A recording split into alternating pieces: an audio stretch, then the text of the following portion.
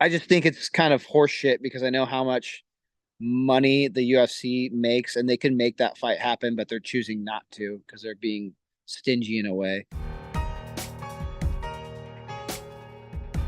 I had talked to you and a lot of other Bellator fighters in like the weeks prior to the merger, and I can't tell how much of the dialogue about none of us know what's going on was authentic or people just kind of hedging their bets. But I'm glad we're on the other end of it because I feel like we can talk a little bit more openly now. First, what was your reaction when the PFL merger was officially announced? Was it surprise, expected, enthusiasm? How are you feeling? Whenever it was officially announced, I was like, okay, that makes sense. Kind of foresaw this happening. And then I was a little bit worried because I was like, well, I don't know how they're gonna play this out. I haven't heard of any type of game plan or what they plan on doing with with the Bellator merger. So, but as time went on and things unfolded, things ended up, turning out pretty well. Yeah, I'm excited. I feel like this was a really good jolt of life for both brands. What are your sort of, when you're the Bellator middleweight champion, it's there might be a Grand Prix here or there, but the path is relatively straightforward. I defend my title, I beat challengers, I upgrade my pool. Very, very sort of straightforward process. What do you understand is sort of the long-term vision for you now as Bellator middleweight champion, considering, you have your title, Bellator's still operating for the time being, but are we thinking tournaments? Are we thinking super fights? What's sort of your anticipation for what your reign looks like after this champ fight? Honestly, whatever the timing and the money, however the timing, if the timing plays out properly and the money's right, I'm pretty much up for whatever, man.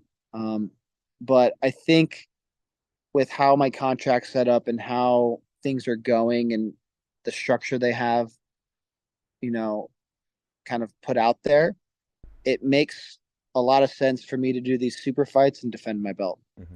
I like that. Unless I start getting paid more money to do these, right? Unless I get paid the same amount of money that I get paid to fight in Per fight, general yeah. in the tournament structure, and I get paid $1 million on top of that, sure, I'll go up a weight class and fight a fight for a belt in the tournament structure. But yeah, we'll see. And then even within the Bellator structure, there's other super fights we can make. I could go up a weight class, fight for a 205 belt after defending my belt at 185. There's a lot of things we can do with the structure that they have right now. That's why I'm pretty happy with how they laid it out. In terms of sort of, I guess, the energy in the room, how were you feeling about where Bellator was at as a promotion pre-merger, and how are you feeling about sort of the landscape and the momentum of the companies now that they're sort of under one umbrella? I thought Bellator is the best it's ever been, man. They had the strongest rosters that they ever had. They have the best champions possible, man. Like they have two guys, me and Patchy Mix, considered guys that could be world champions in the UFC. And usually you don't hear that. And I feel like it's just the strongest roster we've ever had. And after the merger, I mean, they're just acquiring all of us, but then at the same time, I feel like it's causing less opportunity for other fighters because now there's less competition. And I mean, I'm pretty sure after the merger, I've heard of a few guys getting cut Mm. on Bellator and PFL. So, less competition, less opportunity. But for guys like me, it's good because now we can do these super fights. Yeah. We can do tournament structure. We can do. Um, I can go on about my business and defend the belt. There's a lot of options for me. But then you got your everyday guys that aren't in my position where this merger probably wasn't the best thing for them. So um, it's just a part of life and a part of business, though. Totally. And I'm grateful to be in the position that I'm at. Well, and fingers crossed if this merger leads to substantial growth for PFL. Maybe that necessitates a need for more fighters, and long term we can sort of start seeing it even back out. In between this Yeah. acquisition process, was there ever an opportunity or a thought on your end to explore a possible move to the UFC, or was it just I'm with Bellator, easy going, we're still with Bellator? Yeah, I can't. They bought my contract. I still have 5 fights left on my contract. I think it expires in 2025, end of 2025. So there's nothing really I can do unless they breach my contract. Then I could test free agency.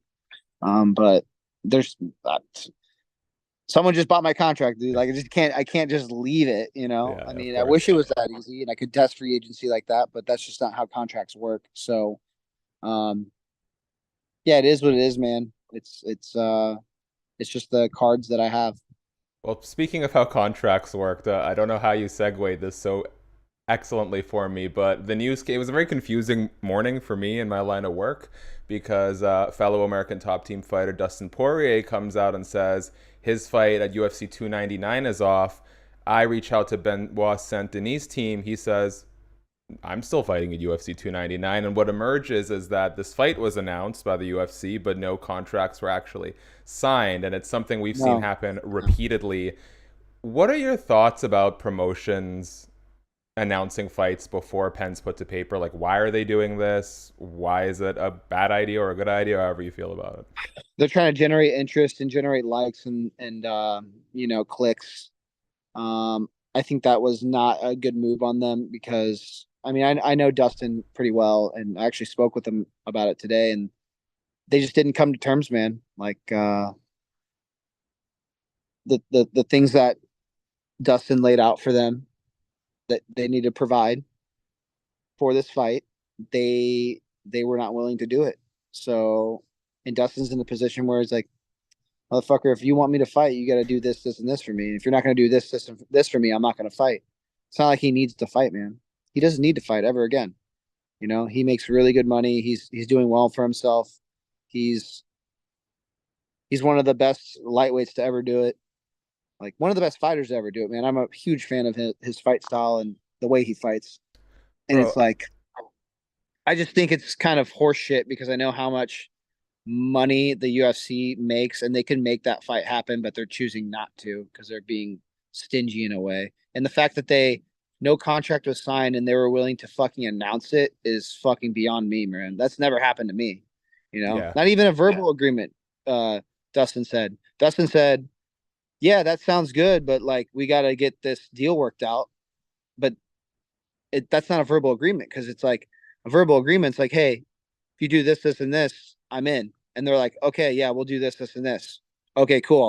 I'll fight him. Yeah. And then you do the contract, and then you sign the contract. So like, there wasn't even a verbal agreement on his end. So I think it was kind of crazy to me that they were willing to even promote it to this degree, and then let it backfire like this. Like I've prided myself in my time in this industry of being good at like just like not worrying about what random people on the internet say. Just doesn't even faze me. What do they know? But I've been inundated with so much nonsense these past few weeks, and I feel like I didn't I thought I was gritty. I thought I had like Eblen toughness. It turns out I don't. There are so many people on the internet being like, Dustin is ducking the fight. When has Dustin Poirier ever had a reputation for not taking a tough fight? And I feel like it's in part an effort on the UFC's to sort of pressure fighters who don't have quite the stability that someone like Dustin Poirier does to take fights when they don't want to take the fights. Maybe they're injured. Maybe it's inconvenient. Yeah, sorry. Or maybe they're trying to pay him Thank what he thinks he's worth or what he is worth, Or It's turned into a nice little therapy session for us, Johnny. but yeah, some people don't understand. Like, there comes a point in a time when a fighter is at a certain level, and there's only specific fights the guy needs to do. He doesn't need to take every fight that's offered to him, and it's like the bigger fights make more sense. And sure, that's a tough fight, but it's like at the end of the day, bro, I'm gonna get paid what I'm gonna get paid. Mm-hmm. Like that's like saying I'm done. Like let's just this is hypothetical, right? So my contract got bought by the PFL, and they try to put that fight together with Impa, and they're like, hey, this is a champ versus champ fight. It's not for You're not defending your title. We're going to pay you half of your championship pay. I'm going to be like, no, I'm not fighting for half my money. I'm sorry.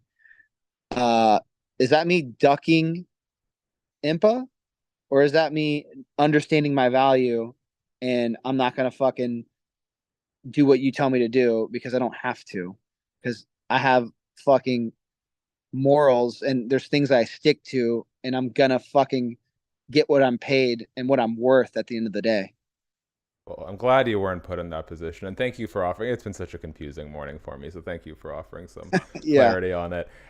Before we wrap up on some light stuff, I always like to just get to know you, Johnny. I know you trained with Sean Strickland in advance of UFC 297. Boy, was the discourse online just as annoying after that fight.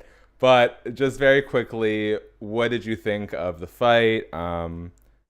Was it a robbery? Was it competitive, even if you agree or don't disagree with the decision?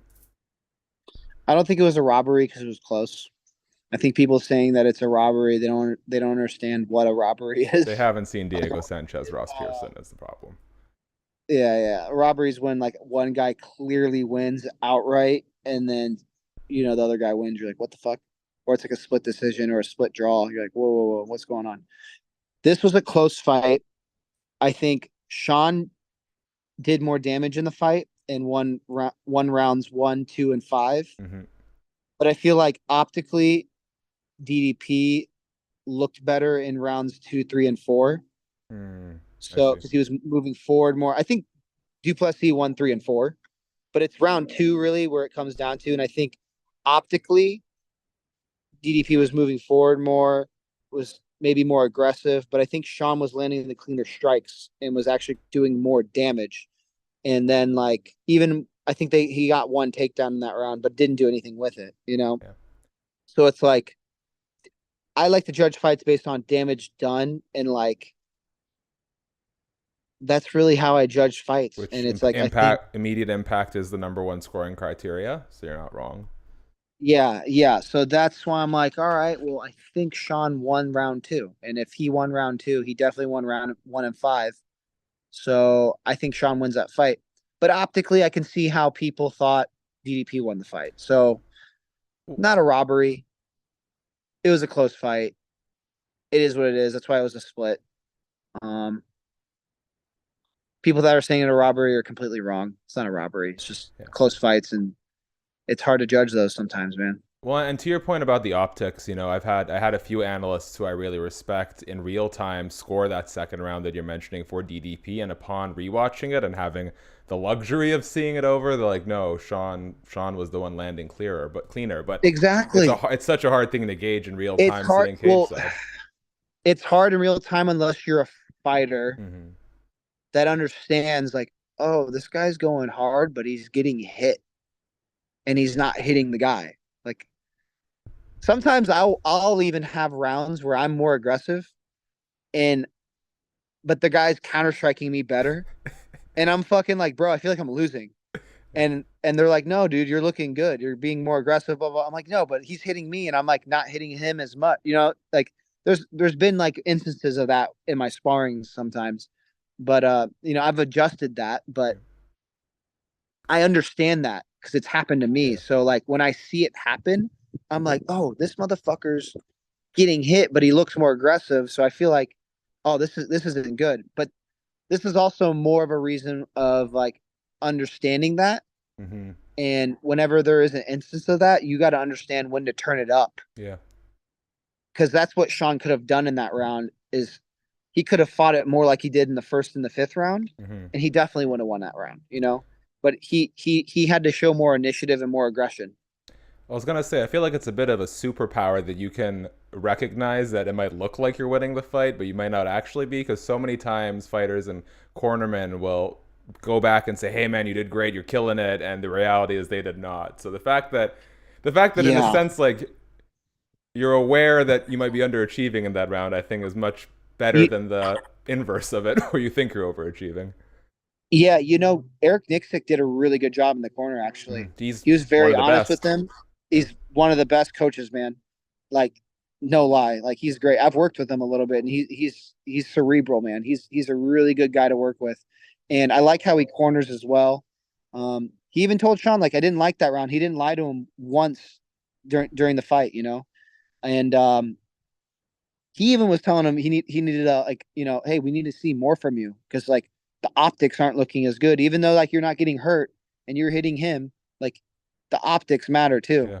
And then this was also another thing. Like Sean lost that fight with Jared Cannonier, and Hmm. that was a close one. And a lot of that was optic because Sean was getting hit in the chest more.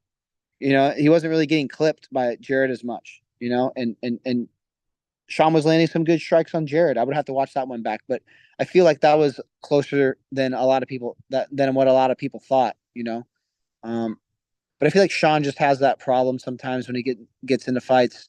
He has a mode of how he fights, and sometimes optically it doesn't look great, so it can cause him to lose close fights. Yeah, well, what I've kind of gauged from this conversation is do not expect Johnny Eblen to give the optics that he's losing his upcoming fight with Impa Kasanganay, PFL versus Bellator, Saturday, February 24th. If there's anything you want to let the people know, I'll leave you with the last word, Johnny. No, man, just watch me beat the shit out of Impa February 24th, and definitely optically, I'm gonna whoop the shit out of him, bro.